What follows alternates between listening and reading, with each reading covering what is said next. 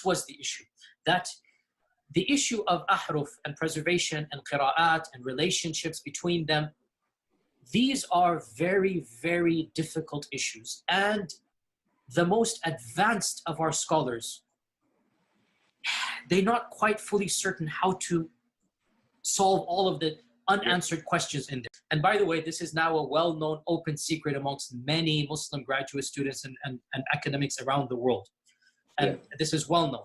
Traditional understandings of ahruf and qira'at cannot answer some of these pressing questions that are now being poked by our people outside of, by our academics, not our, by their academics outside of the faith tradition. You see, in a Muslim environment, there's always some respect that we have for the Quran. We should.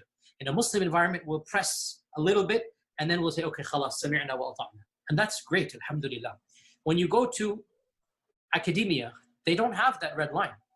And they're gonna just, you know, the famous story of the emperor with no clothes. They're gonna just point out, no, that doesn't make any sense. Well, that's not true, and this and that. And they'll bring issues, which I'm not gonna mention explicitly, that you know are true because they're in your own books. They're not inventing anything new.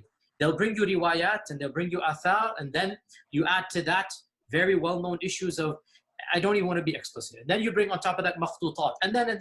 And it's very clear to you and to every single very advanced student and specialist that the standard narrative has holes in it. That's what I'm going to say. The standard narrative does not answer some very pressing questions. One question, to try and make this as specific as possible, I think. If I were to give you a blank mushaf, yeah, and tell you to write what is munazzal verbatim from Allah into that mushaf with no human interference, would you write something which corresponds? It's not an easy answer. It's not an easy yes or no. It is enough for the Muslim to believe that the I think Quran this should be an easy yes or no, though. Yasir Qadhi. I have to. Okay, very, very well. So, yeah, Muhammad, after we get off this phone call, me and you, let's have a number of discussions. No problem. I'm very open with advanced students.